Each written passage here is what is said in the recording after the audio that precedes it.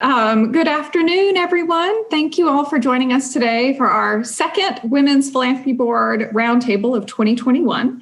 I'm Mary Elizabeth Hukai, and I serve as Assistant Director of the Women's Philanthropy Board. And as many of you know, WPB is an educational outreach and fundraising arm of the College of Human Sciences at Auburn University. And we provide educational programs to the public on a wide variety of topics, as well as mentoring initiatives within Auburn University. Today, we're excited to feature the ultra-talented Carie Tyndall, who is the owner and lead Cakeitect for Cakeitecture Bakery, a custom bakery and cafe in historic downtown Opelika. Carie grew up the fifth of six children in a traditional Southern family, and she was in the kitchen at a very young age, using recipes that were passed from generation to generation. Cooking and baking have always been special to her. She often jokes that in her family, once you were big enough to dress yourself, you were big enough to start cooking. Carie graduated from Auburn University in 2005 with a degree in architecture, and again in 2006 with a master's of integrated design and construction. Soon after, she began her professional career as an intern architect and assistant project manager. But she felt called to take on new challenges to really satisfy her creative side. Turning to cake one day back in 2009, Carie began experimenting with the tools she used in architecture school to make architectural models and put them to use on cakes. Carie opened her first storefront in Auburn in 2015, and in 2019, opened her bakery in downtown Opelika, where she joins us from today. Carie, thank you so much for being with us today. Thanks, Mary. All right. Just wanted to I am Carie, and I am definitely the ultimate of the middle child syndrome, being fifth of six. But that did give me a lot of time to be creative as a kid in my own world and making up my own things. And I chose architecture in the first place because it seemed like the ultimate art degree. But I'm not very good at wearing black and being subtle. So owning a bakery is much better suited to my personality anyway. Again, though, Auburn is one of those places that gives you the tools to just really think outside the box. The architecture program at Auburn is just fantastic at that. It really teaches you how to be a project manager more so than just a designer. So those sort of tools can really expand into a lot of different areas. My master's degree also helped out with that a lot. It helped me really hone some of my skills on cost estimating, which is kind of how I approach the business now. It's essentially estimated out as cost plus, even though it's flour and sugar instead of lumber. It's still kind of the same sort of concepts. My husband and I did meet in grad school here at Auburn, and not too long after we got married, we found ourselves moving to Seattle, Washington, in order for him to take a position out at the Evergreen State College. And it's one of those things where he got tenure and turned 40 in the same year and kind of had a life crisis moment. And he decided he really did not want to continue teaching at that level. And we had already been discussing a little bit about moving back to Alabama because we had a child, and coming back to Alabama was a mortgage payment every single time. And we knew if we didn't get the business started doing this particular aspect of the custom sculpted cakes that we do, that somebody else is going to do it and we were going to miss the chance. So we decided the real way to differentiate ourselves, to show what kind of, this is not your grocery store bakery. This is where you come, where I use power tools in order to build structures for our cakes. Another aspect that comes in from my building science background. So things like our Albi cakes that look like this are about 3 feet tall, and it takes about 5 power tools in order to create something like that. He's got internal structure made out of copper tubing, MDF wood plates, and all of these things I cut here at the shop. Have a stash of power tools in the back. So we knew that doing things like this, we wanted to really differentiate ourselves from other types of bakeries and get licensed with the university. So we became the first licensed bakery for Auburn in 2015. And that opened up so many doors for me. I am the only person that pays 12% of these sales that go back to the General Scholarship Fund. But at the same time, it also showed Auburn that I want to do it the right way and that I am capable of replicating that Auburn orange and that the Auburn navy, because it's not Tennessee orange and it's not Florida blue. And if you mess things up with licensing, they will put you in what they call the ugly Aubie bin. Nobody wants to be in the ugly Aubie bin. I mean, it's like the Clemson Tiger, but worse. So I had to demonstrate to Auburn that I could, in fact, replicate Aubie over and over and over. So that's what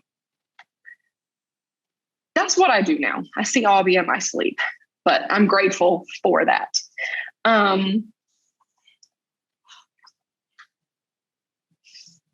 If you ever have a chance, if you're wondering about those changing your life directions, maybe go and take one business class at Auburn, just one, instead of learning on the job.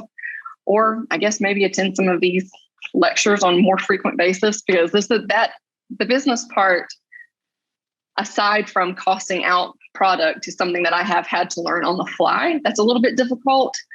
Managing people, supply chain, those sort of things are something that I had to learn on the job that is nothing to do with architecture.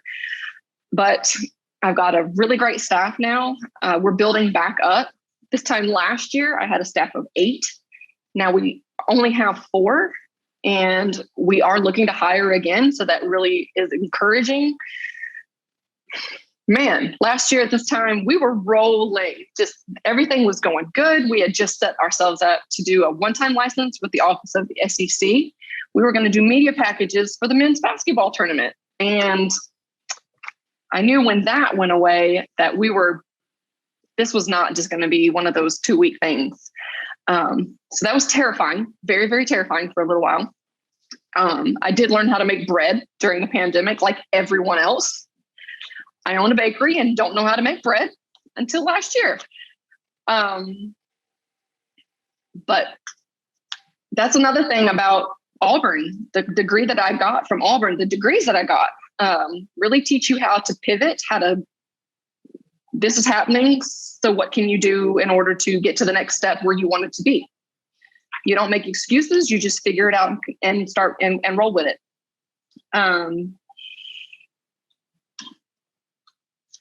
I guess another thing that I would also say about being a woman-owned business, an entrepreneur, is just women should be really owning all of the businesses. We're really good at multitasking, and just the drive to see an idea through is just, women are really good at that. And more of us should be doing this. I have had some misses.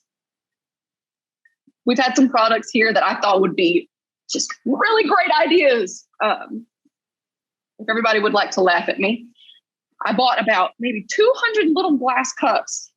200. I just went all in. I was going to do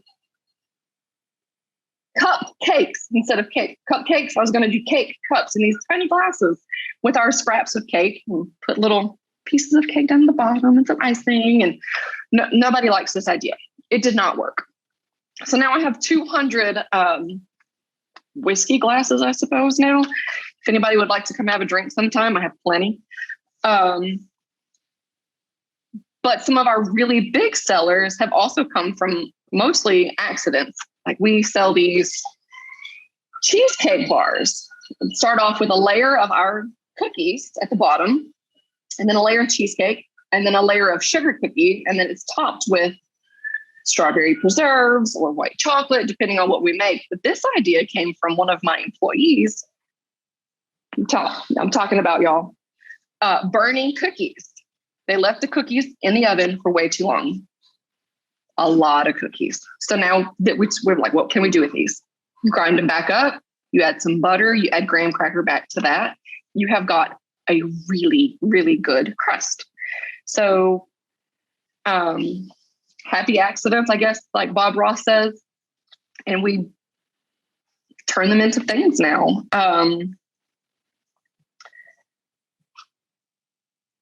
We talked about my background. We've talked about, the licenses that I hold. There are still a lot of businesses that have similarities to mine. And so one of the things that I do want to, I guess, acknowledge as part of the business is I am one of the biggest selling points. You can get a cake from anywhere, but you need to come to my bakery and trust me. If you're trying to get something custom for your event, for your wedding, important birthdays, you come to me because you trust what I'm going to be able to do. I tell people I'm the cake fairy. Once you come and place your order with me, the day of your event, there's no money exchanging hands. We're all done. It's going to show up at your event more than likely before your guests get there, because I have a habit of wearing yoga pants when I'm not going to work out. And I don't look like your guests will look. So I like to show up, deliver the cake, set everything up, and then leave before the guests get there. Don't want to be an embarrassment for your big occasion.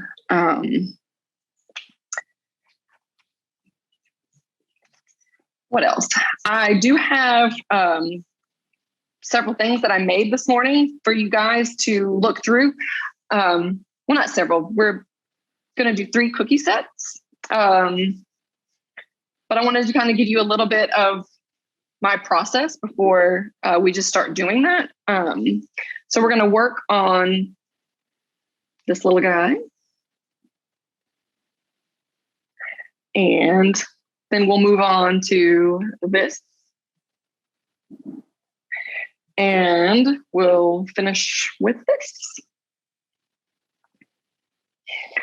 So the most important thing is to, when you're first starting out doing things like this, anytime you think it's going to take, double it, and you might be accurate on your sort of time scale. So these are the blank cookies. And if one thing you'll notice about these is that they are exactly the same size. They don't spread. This is the same size as the cutter. When we make our cookies here, those recipes that you got, we take that, the cookie recipe specifically, make it completely chill it in the refrigerator for several hours before we work with it. And then we roll out our cookies, and then we punch them out and put them back into the refrigerator so that they're completely solid feeling before you bake them. That is key to these sugar cookies. Otherwise, you're going to end up with something that has spread, or the edges aren't well defined, like the sides of this cookie. It's very flat. All of these things are very purposefully done. It looks like it's not that big of a deal. It's just a cookie. But if you don't have these small steps done and implemented throughout every single cookie, they don't all look exactly the same. So this morning, it's afternoon. Yeah. 3 small cookies, but this is how much icing we need. So you have,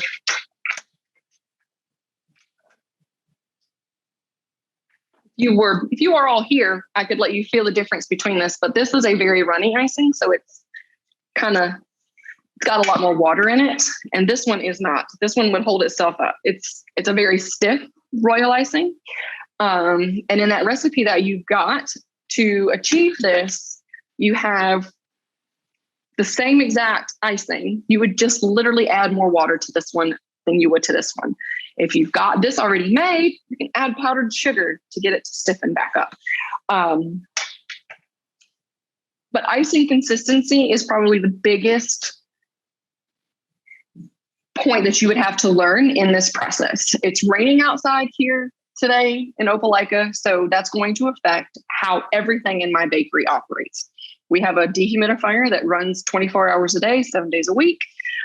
Even with that, it's still, your icing recipe is going to change constantly. So you just have to maybe just get a small squirt bottle from the hair section in Target. And you just can have very controlled squirts into your icing to thin it. And so you don't add too much. But that's the biggest thing that you would need to learn in cookies. There's lots and lots and lots of tutorials out there, YouTube channels, bloggers, all these people. Sweet Ams is a really good reference if this is something that you'd actually like to do as more than just a hobby. Go to Sweet Ams. She is really good at what she does. So Mary, is that okay? You want to get started on decorating some cookies? All right, let's do it. The shamrock is the shape that we're going to work with first. I want to show you how to properly flood a cookie. So we're going to take this cookie and we're going to follow the outlines to the edge of this cookie. So if everybody can see here, ignoring the white lines, we're going to go all the way to the edge of that cookie with our icing, okay? All right. Bleach rag. And a boutonniere pen. This will help you unclog your icing bag. Then you use that bleach rag. All right, so I'm going to try to do this kind of upside down a little bit so everybody can see what I'm doing. Let's see the best way to do this. If you'll squeeze your icing out to get it started, do you see that line that it's making? That line is caused by the diameter of our icing tip. So I'm not right here on the cookie. It's not a pencil, for starters. It's not a pencil. So let's make sure that we don't treat this like it's a pencil, okay? So we want to use the medium that we're working with, which is royal icing. We'll take that again. Squeeze out.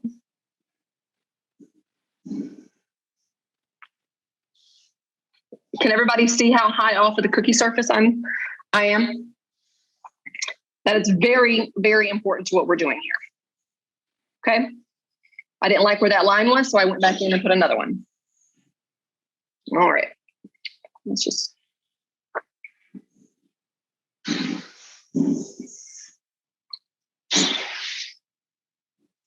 When I want to stop, I'm going to adjust. When I want to stop, you just stop pressure on your bag and then continue on.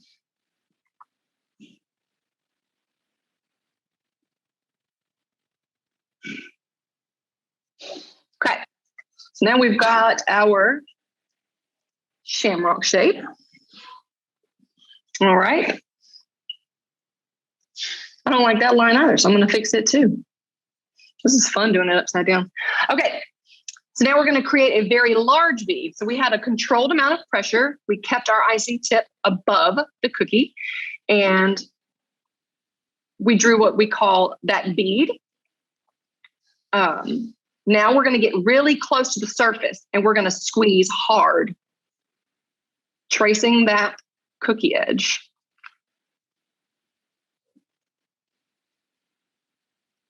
Do you see the difference between those two lines? I'm really close to the surface. I'm not on the surface. I'm close to the surface.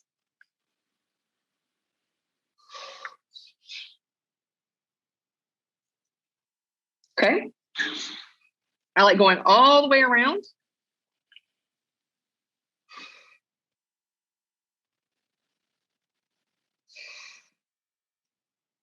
Okay. And then we're really going to go fast and fill that in now.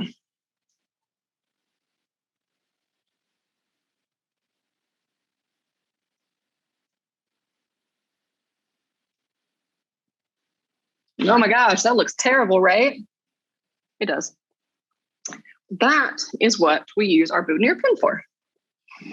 You take this now and put it down inside the icing. You can really move that icing. You do big circular motions.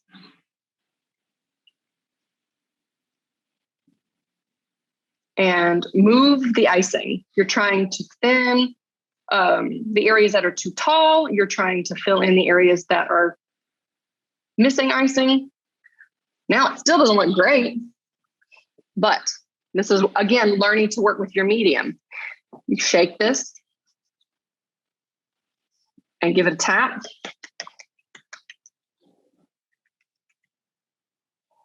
And then all of a sudden you do have pretty icing.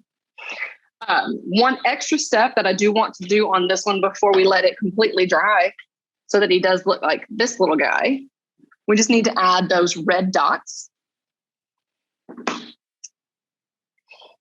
So if you can tell the difference between this icing bag tip and this one, much larger diameter. So we just want to do a circle, 2 circles.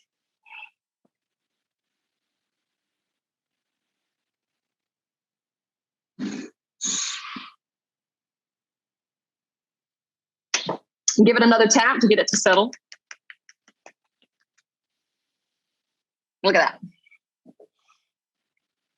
So that's going to be our base coat for this guy, okay?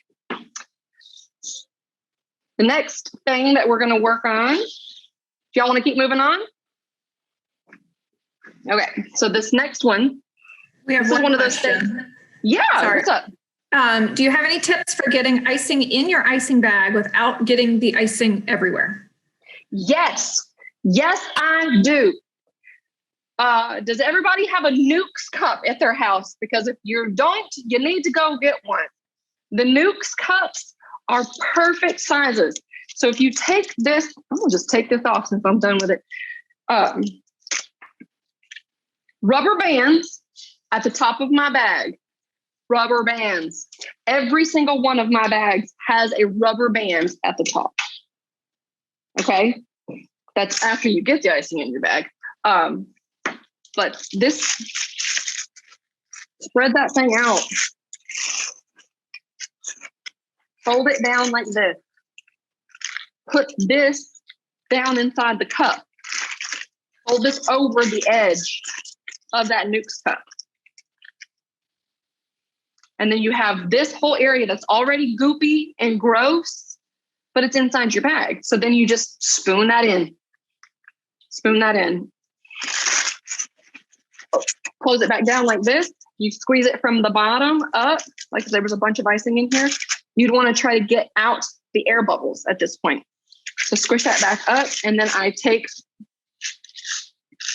the icing bag here, just before the top, you twist it and fold it over. Okay? So in doing so, you apply your rubber band back there, but then this creates a closed thing in here for 2 reasons. It's not going to dry this out, but then you don't have to try to hold this and this, so you can get, when I work, most of the time when I'm not, doing it in the middle of the air, I like to hold my wrist near the table so that gives me, I can hold this hand up and my elbow here is my point of contact, kind of like a compass, but you have more control in this than you do trying to just freehand this way. But here's a good example. This bag here is very full. It's full all the way to the top of that rubber band. But now I don't have to try to squeeze this whole icing bag from here. You don't have control that way. You can take this icing, give it a small, I tell people, hold it like that. Let this back here just kind of like fall away. Then you just have this tiny spot here that you're holding the icing bag. You're more controlled with the amount that you're putting out. Also, it doesn't cause hand fatigue. This squishing like this way up here, you're squeezing like this. Down here, I can use just a little bit of pressure from my index finger and it comes out. I can use a little bit of pressure from this finger or just my thumb. So you can really prevent, when you're doing 72 Albi cookies to give to tumors drugs once a week, you're not creating hand fatigue for yourself. So that's a great question. I hope that answered a lot more than just about how to get the icing in the bag.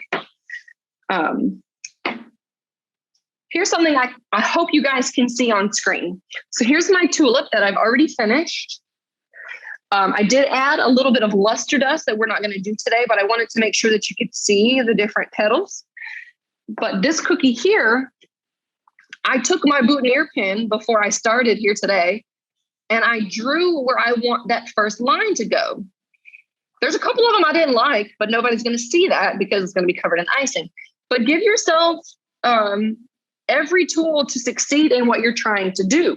So boutonniere pen, scratch that surface. You don't like it, move on to another line. So that's what we're going to do now.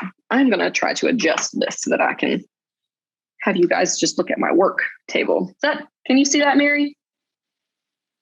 Yes, okay. That's great. Yeah. Good. Let's try that. Okay. So I'm going to start. In this particular case, I want everybody to think about where you would start your line and end your line. So you're not going to start here in the middle of this because that's not a logical place to end your petal. Right here at this edge would be a good place to start and stop. So we would squeeze out our bead of icing, let it touch down before we continue on around. But again, noticing that my icing tip is not touching that cookie. It's not even close. But you can have a really controlled bead that's going to give you the diameter, the exact diameter all the way around. So that the number one thing that people that are starting out do is this. And that looks like crap. It also gives you a bad thing to work too. If you give something like this, whenever you go in to fill, you are on the surface of the cookie or near it, and your beads look totally different. I'm giving this a lot of pressure now so that it comes out fast, but right to that line. Again, with our boutonniere pen, I don't like the way that looks, so I'm going to take my icing and I'm going to move it. Big circular motions in order to get it to touch back to that line. And then go right back in. Okay.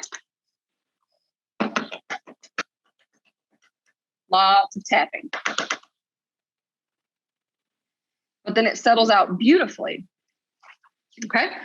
We're going to continue around our tulip just to get it. We need to set all of these small lines here and give it a chance to set up before we continue to fill in, because right now, if you try to do all of these things, it's going to just all run together. So we will finish drawing our tulip lines.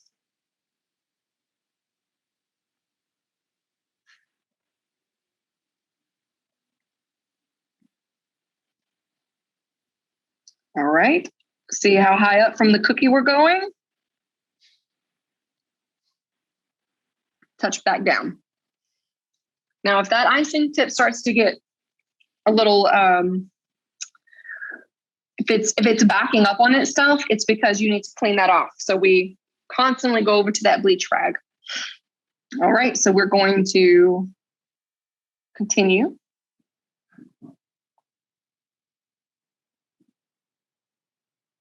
Okay, and touch down. So these petals need to I'm going to continue this one on down so that it has some.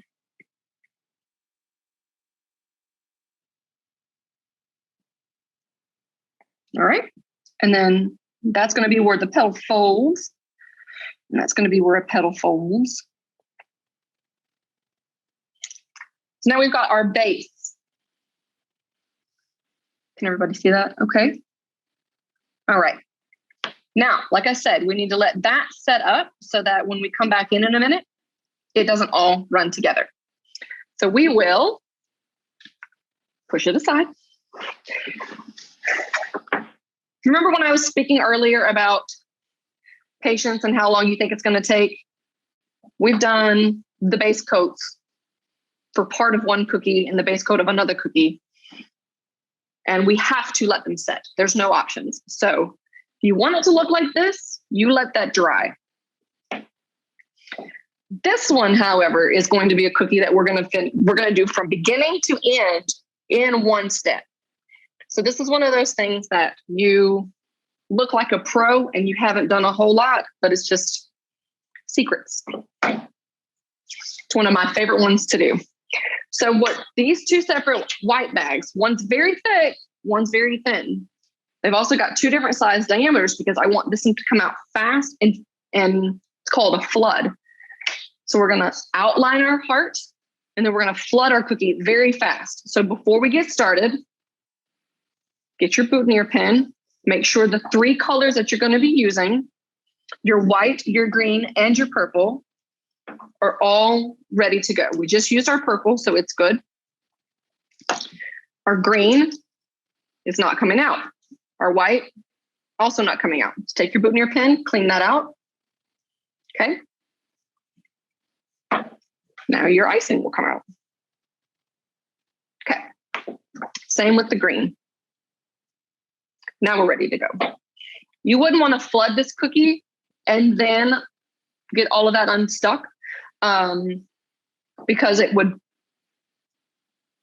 gives you too much time for the icing to set up and it'll look crusty instead of beautiful. Did I have another question? How long can you save icing for? It's a good question, and I don't know because I don't refrigerate it. We go through so many cookies that it doesn't last for very long. Probably at least, several days. It would be fine, especially in these sort of bags where they're kind of airtight from exposure. But I would say a couple of days. Other than that, it's probably going to get weird and crusty on you. Or with this stuff, there is sugar in it. So I imagine the longer you let it set, it's probably going to set up and start smelling like beer eventually. And nobody's asked for beer cookies other than green beer on St. Patrick's Day. Okay, so let's flood our cookie again. We're going to, in this situation, we've got a very logical start point right there at the bottom. So we're going to take the cookie. All right, we're going to trace that outside edge. Notice I'm going all the way to the edge. Okay, 1. Can you move it or move the light just a little bit? It's kind of washed out so we can't see the edge of the cookie. How's that?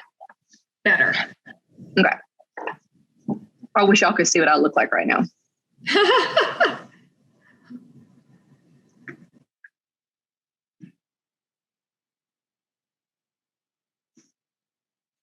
Can y'all see how high up from the cookie surface I am?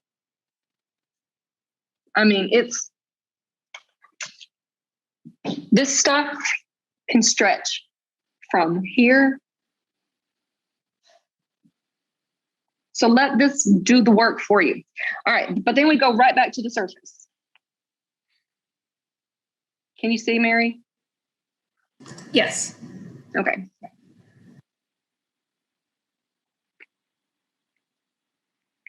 Ooh, that's an ugly bead.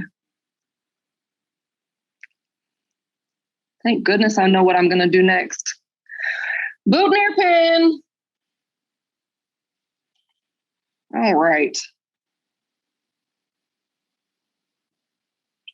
This is another thing that I can do quite often. If I'm just going to keep going in the same direction with the same color, instead of stopping and getting my boutonniere pin, I use the icing bag itself in order to move that bead around.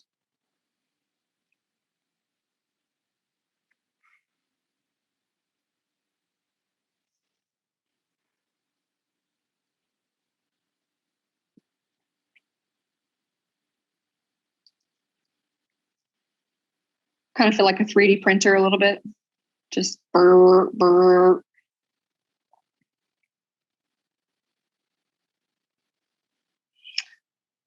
One piece of advice that I will also give you is nobody has ever complained that they got too much icing. They've complained about some really dumb stuff, but too much icing was not one of them. So don't be afraid to use the icing. It's going to make people happy. All right, so let's settle out our cookie just a little bit, not a lot, because we are going to add more things to it. So here we're just going to add lines, just lots of lines. So squeeze, let it set down on the surface of the cookie, and then pull it in a direction. There's no wrong. It can go this way. It can go flow with the direction, whichever you want it to go. But you're going to squeeze out, let it touch down, and then pull your icing across. We're going back to making those lines that we did earlier, not on the surface of the cookie. We need to be high up above the surface so that it's exactly the same diameter as it goes across. So we're going to keep doing that. Set it down. That looks like it needs to keep going over there, though. I like it. How about one right there? So now this is just a bunch of boring lines. It doesn't look anything like what I just showed you guys. But my favorite little tool, that boutonniere pen, is going to save the day. If I could find what I did with it. Yeah, there it is. Okay. Put the boutonniere pen in at the top. And you're going to drag down and up. Never taking the boutonniere pen tip out. Just continuously dragging.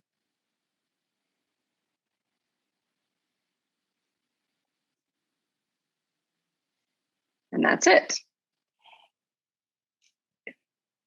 So from beginning to end in one step, you have one cookie finally. And I chose to do this for a living every day. Oh, I play with cookies. So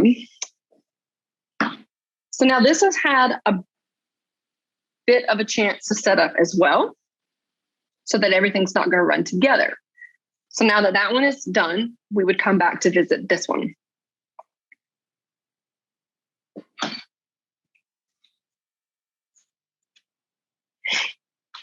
Okay, so it's back down here. These lines have set up. So as long as you're not planning on going over that line, you could continue on to this one as well.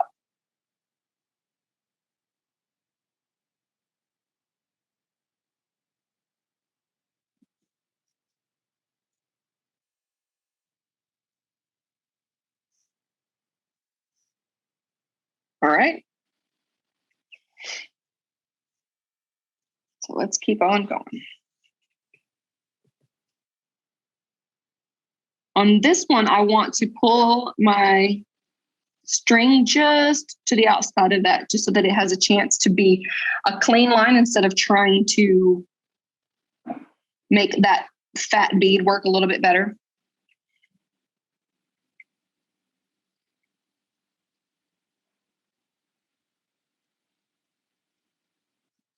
But then if you look closely, there's a couple of spots that I really don't like how they look. Boutonniere pen. Circles, lots of circles.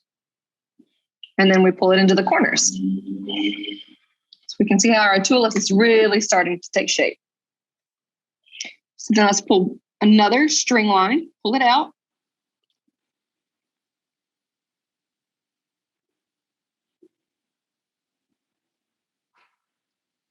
Okay. But on this side, not too concerned with it. So we'll go back down to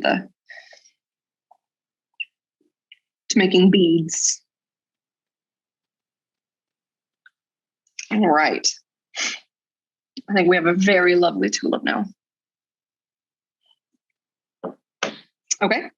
And then we will need to let that set up a bit before we put our stem at the base so that it doesn't all just run together. Okay. So we have two almost completed cookies. Two. Let's grab our little guy that we did first. He's finally ready. Um, even still so, I'm not going to use this thin white that we use to flood. I'm going to get that thick stuff. So this is an icing. The description would be probably a 20-second icing is how you measure icing. And that refers to if you had a bowl of it and you took a knife and drew a line down the middle, how long it would take for it to fold back on itself. And in this situation, we're not going to let it fold back on itself because it's going to go on top and not try to fold back in.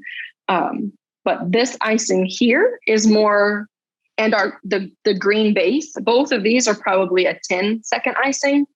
So that is a lot thinner. So this guy, there's nothing spectacular about these little doohickeys that I did on this guy. There's nothing magical about any of that. That's just some fun lines. So we're just going to do that again. It's your cookie. You can make it look how you want. You don't have to give him a cute little face. You can just do this outline if you'd like. But I like his little personality. So we're going to use our boutonniere pen real quick. Make sure that's ready to go.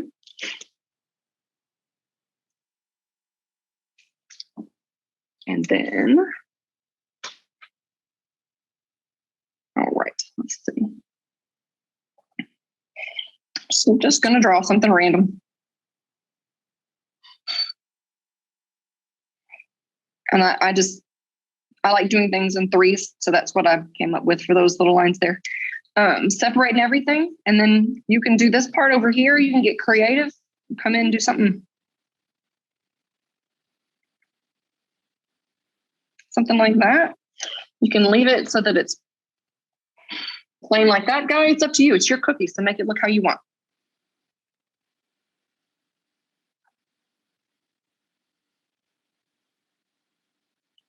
Can everybody see how high above the surface of the cookie, though, I'm doing that? Again, I'm letting the diameter size of that hole dictate the line that comes out, not how close I am to the surface of the cookie. I hope that makes sense.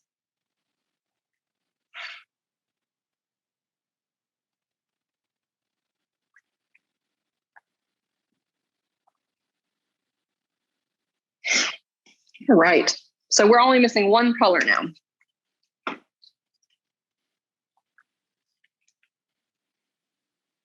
And let's get our boutonniere pen real quick. This isn't as critical like when we were doing the white with the green and the purple. This, we've let that dry. So unclogging your tip now versus earlier is no different. So and I do that quite often. That's what I was talking about earlier. So when you've got a lot of icing, just let it fall back. Take that icing bag, do a twist right there, and then you hold that twist, clamp it like that. Then you can just small amounts of pressure and you don't cause fatigue to yourself. All right.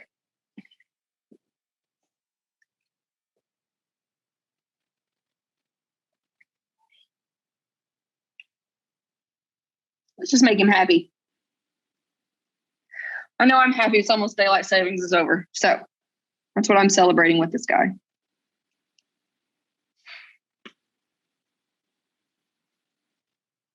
Give him some eyebrows.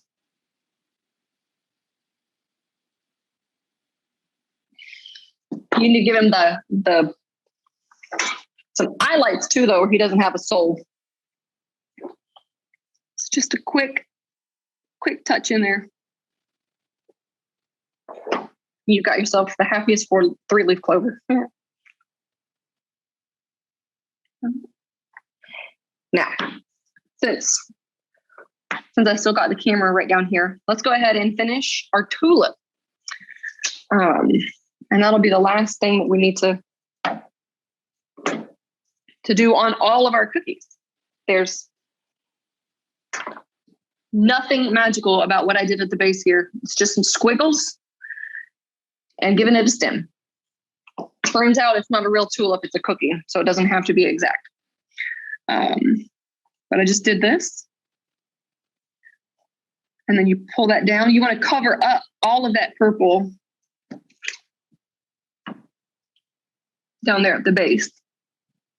So we're going to go pull that line down so that it goes over the purple. And then fill in. And then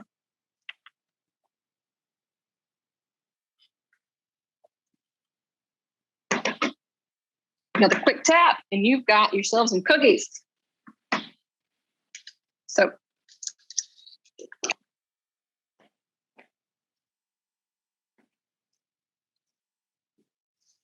how's that? Awesome. I have a master's degree from the College of Architecture to do this. Just kidding. I'm very proud of the degrees that I've got. I really am. I'm proud to be associated with Auburn and to do the crazy things that I get to do for them. And maybe in the years to come, I'll get to do that basketball tournament cookie set again. It'll happen. So I believe it. How long would you say it took you to, and I know this is kind of a maybe difficult question to answer because you've been cooking and baking almost all your life, but once you started like really practicing and like putting some of these skills to work, like how long do you feel like it took you to get a product that you were happy with selling to other people? That is a great question. And the way I like to best answer that is I'm really glad that I started this business on the other side of the country instead of here. I look back on some of the things that I did at the very beginning that I sold to people, and I'm like, should maybe think about giving them their money back. I thought it was so good at the time too. And oh my gosh, I mean, it really took me probably 3 years of just doing this as a solid business. Like that's the only thing I did before I had a rhythm to what I wanted to do, before I understood my own level of finesse that I wanted to see in my own work. I saw a lot of people out there through social media that I really wanted to emulate their work because it was so clean. And a lot of it is the tools, but most of it is just working with that medium every day for the better part of 3 years. So about year 4 and year 5 into the business out in Seattle, I started winning awards. I got named top 5 wedding cakes in Seattle. We won an award for a sculpted Air Jordan shoe that we turned into a contest for red velvet cakes. Everybody else's red velvet cake looked like a red velvet cake, and mine was an Air Jordan shoe. So they didn't know what to do with that. Plus, it's my great grandmother's recipe, so we took the award on that one. They didn't know what else. They didn't have any other choices. But once I started winning awards, is when I really, coincided with my husband's sort of midlife crisis. And if any of you guys knew my husband, you would just laugh at that statement because I'm pretty sure I married Peter Pan. It's just 45 now. It was time to get back here at Auburn and really I had to show Auburn what was capable of being done as far as these things go as well, because I got calls for months and months and months when we first started that, oh, I want a sheet cake this weekend. No, that's going to, I need 2 weeks to get you on the schedule. And then things like graduation, I saw a question a moment ago. Things like graduation tend to fill up. Usually we're full for graduation by this time of the year. We still have a couple of slots left, but things like graduation fill out months in advance. So we've started telling people, when you know that you need something, you need to call me and let me know. I can put you on the books for a year out, for 2 years out, whatever it is. But really figuring out my own expectations for what I wanted to see. But even still now, I continue to try to get better every time I do something.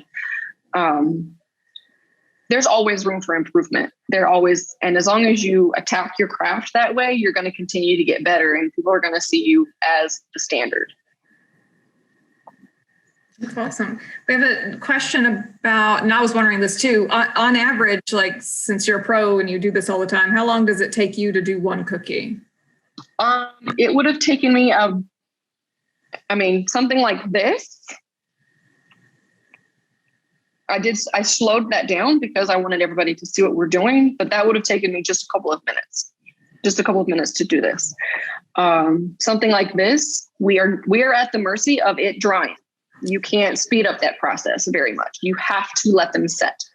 As same thing, with our tulip, you have no choice. You can put it in front of the fan. That's a great tool to use whenever you're trying to speed up process such as that. But use a fan in between steps. There's other things here that we use as well. We use overhead projectors. So our Albi cookies. Hey, Emma, will you please bring me an Albi cookie? It just so happens I have 72 of them for tumors. But every single one of them looks exactly the same from week to week to week. And it's not an accident. I don't want to, oh, it's nothing. That is not a statement you're going to get at Cakeitecture Bakery. We try hard. It is, I don't care if we have 1 or 100, every single one has to look exactly the same. When it comes to, thank you. It's perfect. So these guys, do you see, the size of this, it's a large cookie and it's very detailed, but every single one looks the same every single week.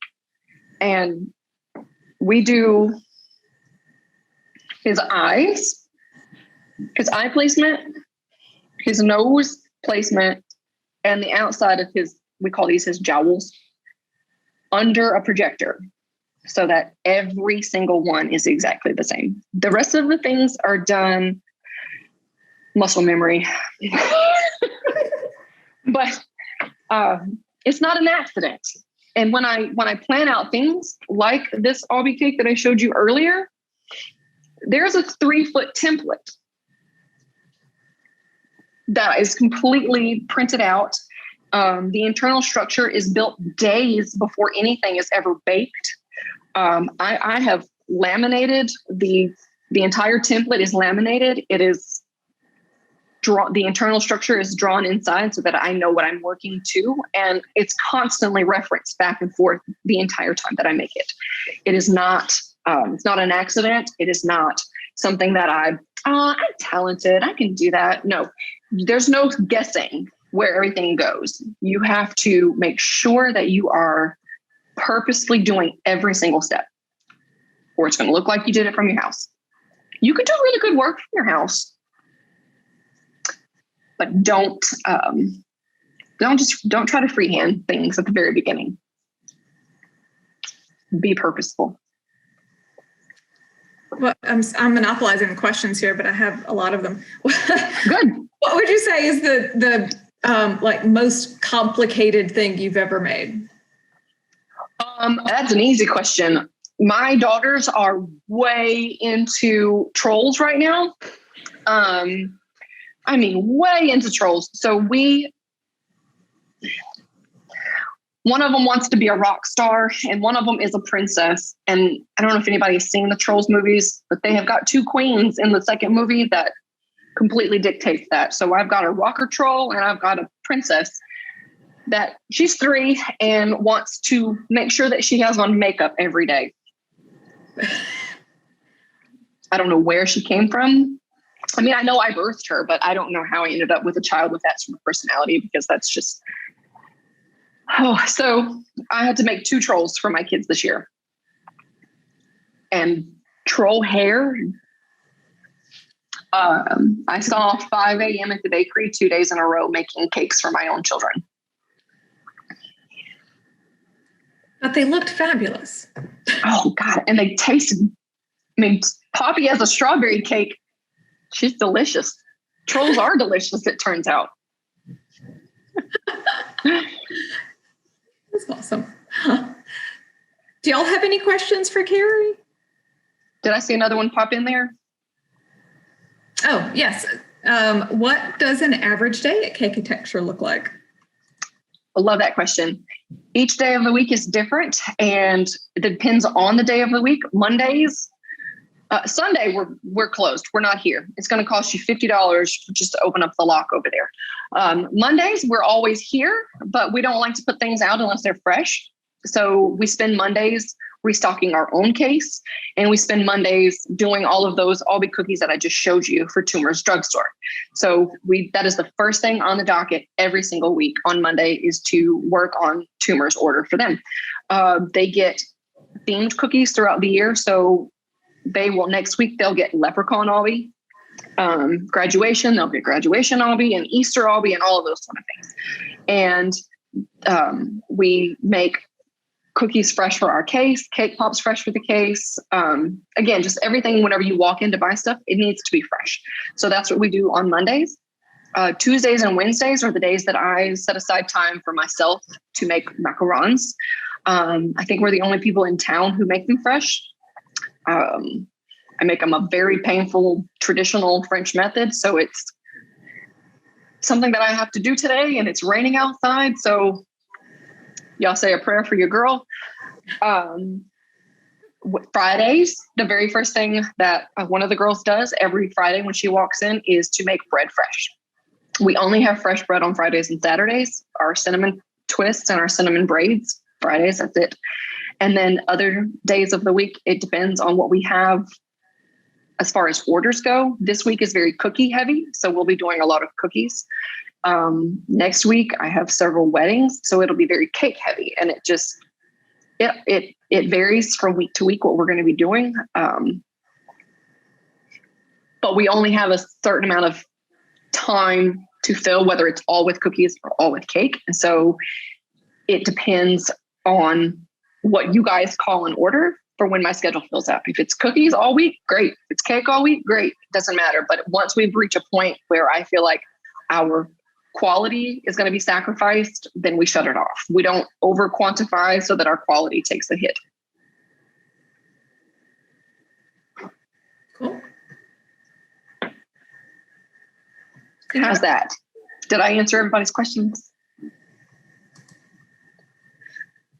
Good. Actually, I was the one that asked about pre-ordering graduation. I don't think that was answered. Hey, Gail, if you'd like an order for graduation, you should call me today. Okay. I have maybe 2 slots left for May graduation. Okay. Awesome. Thanks for asking. We had a dad call back in maybe a month ago. And I answered the phone that day, and he said his name, and he said, 2 years ago, you told me that it was way too late, and it was March. And I was like, I'm sorry. I don't know why you're being so aggressive. He was like, I just want to know if I'm in enough time this year. I got another kid graduating. And I said, you're good. You're good. So then he got happy, but he was a very, very gruff and aggressive until I told him he could have a slot. And then he was happy. I'm glad you're in time, Gail. Yeah, who knew? And I'm in Seattle, so it's kind of ironic. Hey, that's awesome. Yeah, I won Best of the South Sound for that red velvet cake that I was talking about, and I keep that sticker on my door, even though I'm nowhere near Seattle anymore. And I won King 5 top 10 wedding cake, or top 5 wedding cakes that same year. Awesome. And my child would want me to ask you when you're going to be on Sugar Rush. So we were actually, let's see, was it March of last year? So there have been at least 2 shows that we have had to pass on due to COVID. Okay. The latest one, let's see, the producer called and said, this is for a brand new show on a streaming network that has a plus in it, and it's not Netflix. I was like, okay. So constantly we get calls all year long. But I think it I think it was Sugar Rush last year when COVID hit. So that got canceled. And the Disney show we had to pass on because the producer about 2 hours into our interview said, "Now, since you've got all of these cake skills, what if we told you had to build Sebastian out of imitation crab? What would you say?" And I said, "I'd say no. I mean, I've already lost on national television once. I don't need to lose on national television twice. So I would say no to your imitation crab request." Well, one day, Sugar Rush, just for Alice. So Alice, we can have our own version of Sugar Rush here. Okay, that sounds good. Oh, I like that. It's a great idea. Thanks. I just made it. Judge. Can I be the judge? Can I be the judge? There's two, right? That's true. All right. Well, thank you so much for joining us today and for teaching us all those skills. That was honestly more than I thought you could cover in the time, but that was great. Thanks. Yeah, no, it was fantastic. I've learned a lot. And thank you, everybody, for joining us. We've got another couple of great programs coming up. In 2 weeks from today, we'll have a program on the Culinary Center, the new RAIN awesome. Center that's going to be part of the College of Human Sciences. That's 2 weeks from today. So y'all let me know if you want more information about that. We have already sent the invitation out. So if you haven't gotten it, let me know. I'll be happy to make sure that you get it. And then also the April 1st, we'll have Auburn's first female district attorney pro tem is going to be doing a program for us. So we're excited about that one as well. So thanks again. Good to see you. Thanks so much, Mary Elizabeth. I appreciate the invitation. Thank you, Carie, for being here. Y'all take care. All right.